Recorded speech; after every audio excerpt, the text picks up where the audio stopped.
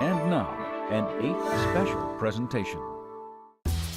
In this edition of Art Beat Nation, after some tough times, an artisan is saved by his musical craft.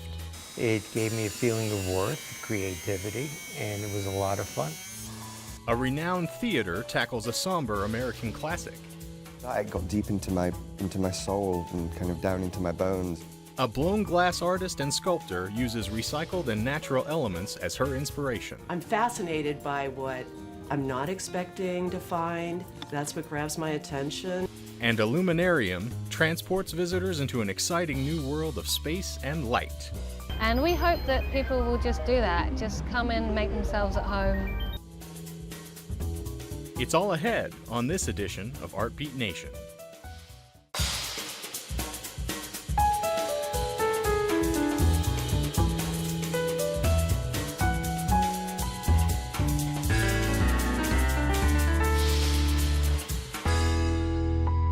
Funding for Art Beat Nation is made possible by contributions to 8 from viewers like you.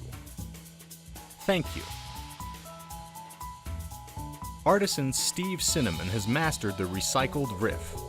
He's creating music with an unusual instrument, the cigar box guitar. This 150-year-old blues instrument lifted him out of depression and into a different kind of blues, the cotton-pickin' kind.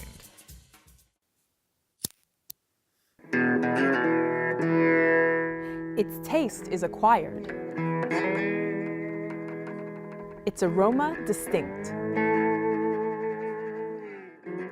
But who knew that the cigar's container could create a sound so rich? This goes back a good 150 years to the deep, deep South. When people wanted their music, everyone loves music. The first one was called the diddley bow. And obviously, if you turn those two words around, you get Bo Diddley, which is one of the most famous blues players ever. Steve Cinnamon doesn't smoke cigars, and he claims he's no skilled guitarist. But he's an admirer and artisan of the cigar box guitar. So they wanted their music, and they didn't have the money, they didn't have the means, they didn't have the instruments. And they basically took a pole, a cigar box, and a piece of wire off a screen door, strung it together, ran their finger up and down it, and all of a sudden they had music. Making something from nothing, a resourceful trait that Steve appreciates. Perhaps because he knows a little bit about it himself. We came down here for the American dream. Retired, new pretty bride on the beach. We got married at sunset. It was everything. We had the boat, we had the cars, we had the house. Someone to make a couple to join you. Is that okay with you?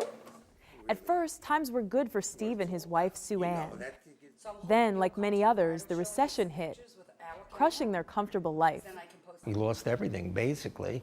And the American dream became an American nightmare, unfortunately. And it resulted in myself having a heart attack. His condition was treated, but it triggered more distress. He went into a deep depression. He was full of fear, and he just wasn't himself. I don't know what it feels like because I never had a heart attack. So he was just not the man that I married. With the help of friends and family, Steve slowly started to improve. The turning point, reconnecting with an old friend he hadn't seen in 45 years. He called me one day and said, I made a cigar box guitar. I said, what is that? The curious instrument intrigued Steve. He wanted to learn more. When I started doing the researching after that, I found out that the originals were either 1-string or 3-string. So he started tinkering with the concept. Friends who saw his early work were impressed. I made one. Someone saw me making it and said, I want one of those. I'll pay you for it. And that was the beginning. And the end of something else. I gradually started to see a change in him. I saw that spark, that life start to come back, and I started to see the man that I married. Something about building those cigar box guitars was therapeutic. Yeah, I have to credit this whole guitar venture that I'm on as part of the reason I snapped out of the depression. It gave me a feeling of worth, creativity, and it was a lot of fun. Interest in his recycled riffs began to rise, and not just from musicians. There's a lot of people that buy them from me and just put on the wall as a wall hanger. This is kind of like for the guy that has everything. And just like that, Cotton Pickin' Blues was born. It's definitely an instrument, and it's definitely a piece of art. Steve makes both acoustic and electric versions. With so many different boxes, the possibilities are endless.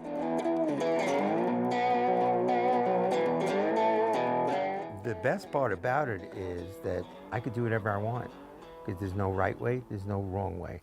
So it gives me total creative license as long as it sounds good. To accessorize his guitars, Steve likes to think outside the box. The resonator sound, this is basically a bathtub drain, believe it or not.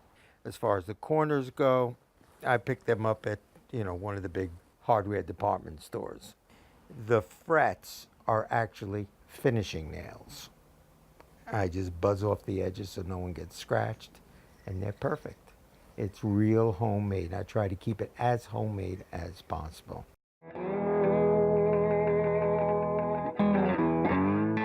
Put the creation of a craftsman in the hands of a gifted guitarist, and the results are heavenly. I would sooner build the guitars and watch them be played by people that really know what they're doing, actually in amazement. Ironic that the heart attack that could have killed Steve actually saved him. I mean, I'll keep making these things until, God forbid, 100 years from now when they close the box. And then I'll take one with me. You never know who you meet.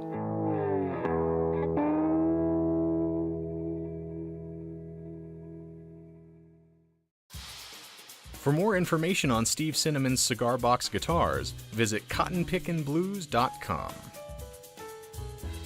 The American Repertory Theatre of Cambridge, Massachusetts is on a revival roll. Fresh off its Broadway-bound musical Pippin, the theater has turned its attention to the Tennessee Williams classic, The Glass Menagerie. It has an all-star cast and Tony Award-winning director, which, reporter Jared Bowen says, makes this glass shimmer. Amanda Wingfield has long been vilified as one of theater's greatest monsters. The Glass Menagerie's matriarch, she's the overbearing single mother of the self-indulgent Tom and the emotionally crippled Laura. She is a one-time Southern belle, pushing her children to live the life that passed her by. What? How old are you, Laura? Mother, you know my age. I was under the impression that you were an adult, but evidently I was very much mistaken. I have immense respect for her. That she drives them all crazy is too bad, but she's got a job to do, and she's just not particularly diplomatic in how she does it. For decades, actors playing Tennessee Williams' iconic Amanda have ferociously torn through his 1944 play. Their narcissistic Amanda blankets the fractured family's small St. Louis apartment with a smothering malignancy, but not actress Cherry Jones. Amanda was abandoned with those children in St. Louis in the 19-teens, not a businesswoman, not able to go back to the South for whatever reason, because she doesn't return to the South, so it leads me to believe there wasn't much to return to. And she has to figure out a way to clothe, feed, house these children. And she gets them through the 20s, and then the Depression hits. So she is extraordinary. Jones' take on Amanda is one of myriad nuances in a freshly conceived production of The Glass Menagerie at the American Repertory Theatre. It also stars Zachary Quinto as Tom, the elder son quick to abdicate his role as family provider for that of a poet, not unlike Tennessee Williams himself. House? House? Who pays the rent on the house? Who makes a slave of himself? You dare talk to me like that. No, I mustn't say anything. I've just got to keep quiet, let you do all the talking. Let me tell you something. I don't want to hear anymore. He feels deeply, and he feels terribly that his family's in this situation, but he knows that his life can't be about fixing it for them. It has to be about realizing it for himself. A memory play, Glass Menagerie, is also Tom's recollections of a brief, turbulent time when his mother wants to line up gentlemen callers for his sister Laura before she slips down the drain of her emotional despair. I am the opposite of a stage magician. He gives you illusion that has the appearance of truth. I give you truth in the pleasant disguise of illusion. That got deep into my soul and kind of down into my bones. Director John Tiffany says Glass is his favorite play. He's compelled by its autobiographical nature, emotion, and writing. Williams is not a poet, but a theater poet, Tiffany says. You know, the Glass Menagerie is so well known for its amazing lines like crust of humility, like nowadays the world is lit by lightning. And, you know, he manages to put those words into these characters' mouths as though they could only be there. What is there left for us now but dependency all our lives? For a Southerner, it's heaven to speak, because it's exactly the exact melodies of the South. That's lyrical until the glass shatters. For more information, visit Broadway.com.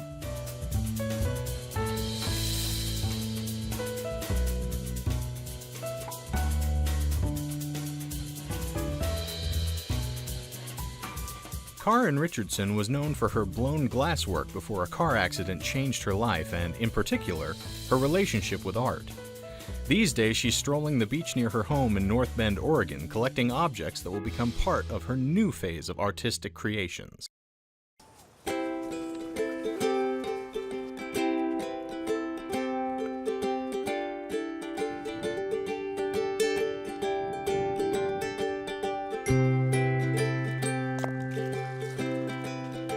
On the beaches near Coos Bay and Charleston, Karen Richardson and Jenny the dog are a familiar sight. Ooh, here's that big piece of bone. I'm looking for fossils, interesting shapes. Usually I just notice whatever kind of pops out first, and then I start using that as the theme. I usually don't know what I'm looking for until I start looking.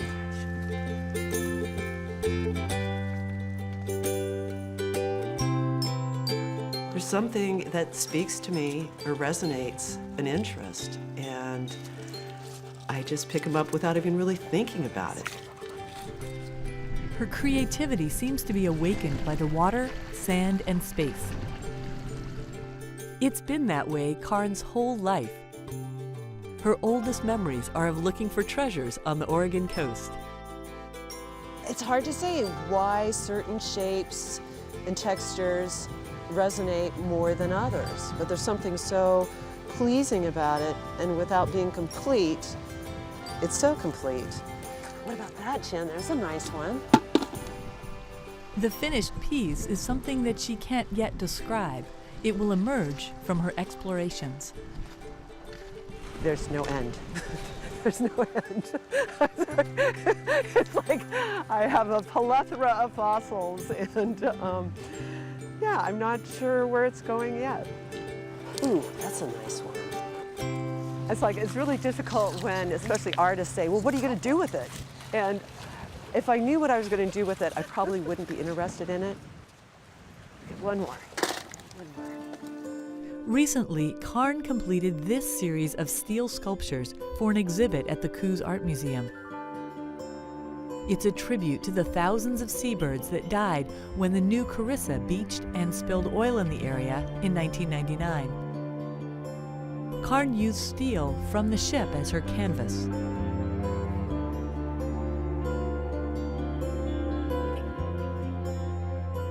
I cut a hole with an oxyacetylene torch, a hole for each of the seabirds that died. And there was a total of like 2,500 seabirds total. So the first panel was 2,500 holes. And then the next two panels were the first 6 and the last 6 species that were studied. So it was an experience that really connected people with our front yard and the loss of the seabirds that didn't make the press.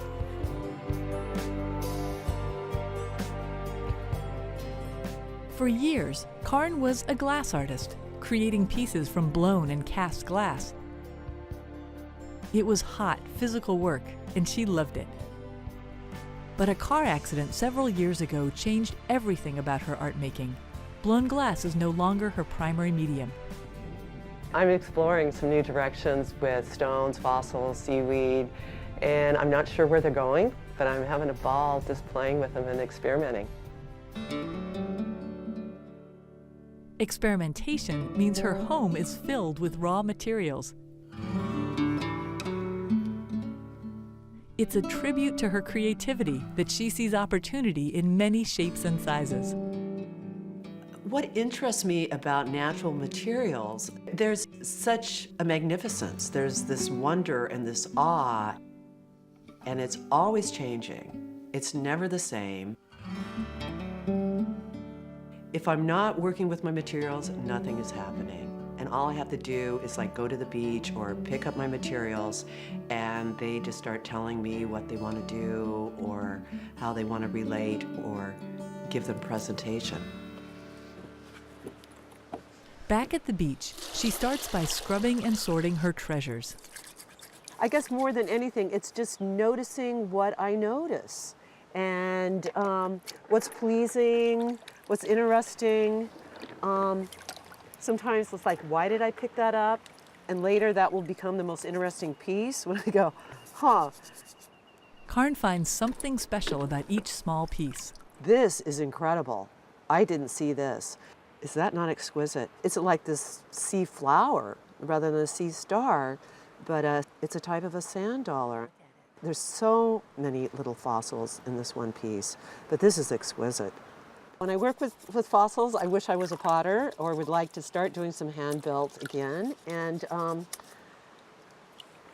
when I work with seaweed, I wish I was a jeweler. So where do I As the fossils and stones dry, she starts work with sun-dried seaweed from yesterday's walk. It's an intuitive process.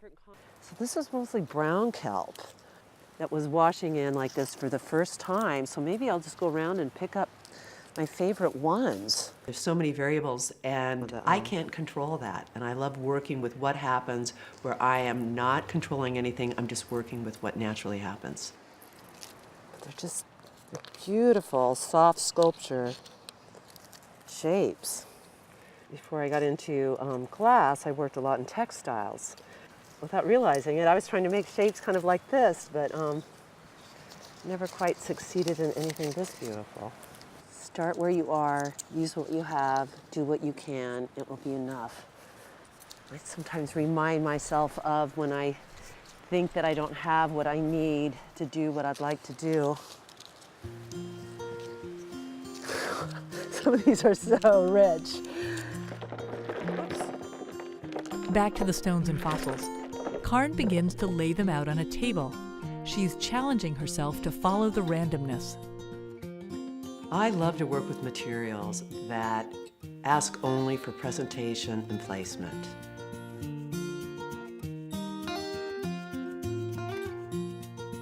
I like working quickly, where there isn't time to edit or censor. You just work with what is and just keep going and see what happens and what unfolds. They carry the storyline or the conversation, and I just try to keep up. She's waiting to see what emerges, or what she discovers. She's on unexplored territory with her artwork and her life as an artist, and Karin is savoring every moment. I'm fascinated by what I'm not expecting to find. That's what grabs my attention and gives direction to my exploring, experimenting, and playing with different possibilities. It seems to be more of what finds me. Not knowing where it's going is what really interests and excites me.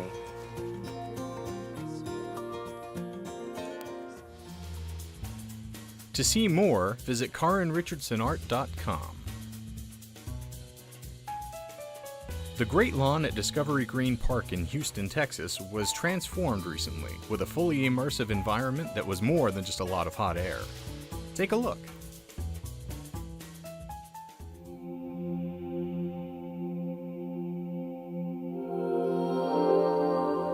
Much like an aquarium holds water, a luminarium holds light.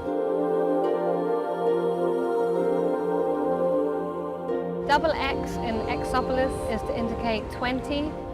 This is the 20th sculpture that Architects of Air have made as a company.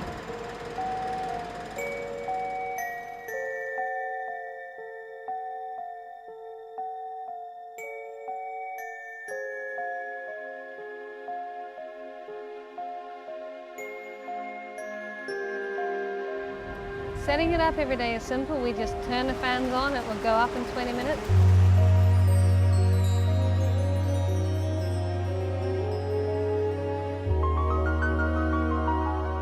It's made from a special PVC that allows the sunlight to come through the coloured areas, and then the silver PVC is opaque, so the sunlight will mix and reflect off the silver.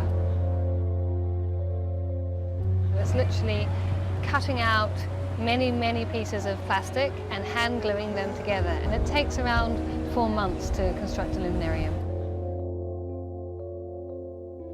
So when visitors arrive, they'll be invited into our reception area and invited to take off their shoes.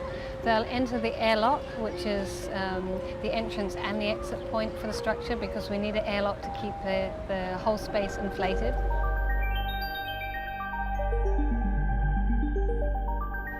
And then once people walk through into the inside, into the main body of the structure, they're free to wander around, to roam, to sit down and lie down. There are lots of nice little pod areas that they can chill out in. And we hope that people will just do that, just come in, make themselves at home. Even on a cloudy, overcast or rainy day, it's still beautiful inside. And during the course of the day, the light will change. So quality of light in the morning is different from midday, different to the afternoon. So it's nice to experience it in different states of light. The shapes come from inspiration from nature, from plants, soap bubbles. Some of the inspiration comes from the bazaars of Iran. Although it's inflatable, so it's misconstrued as something for children, it is a sculptural artwork. And there are lots of ways you can enjoy a space that don't involve running and jumping. There's not a prescribed meaning, and that's quite important to the artwork. It's important to have an artwork that everyone can enjoy. It's completely inclusive in terms of accessibility, in terms of age, in terms of enjoyment. Some people will come in and they will connect it to being in a church. Others, a mosque, inside the body, a spaceship. It really is a space that everyone can have their own experience inside, and it's designed and intended as such.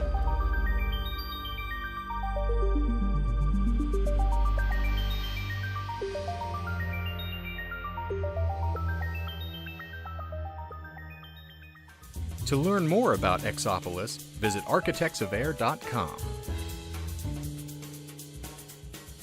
For more arts and culture, visit azpbs.org/artbeat, where you'll find feature videos and information on the Arizona art scene.